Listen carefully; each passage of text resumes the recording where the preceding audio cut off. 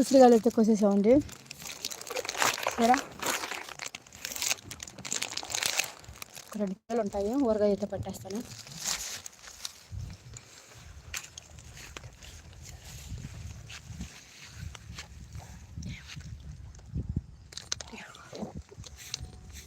చూసారు కదా, ఇదంతా మా అడవండి.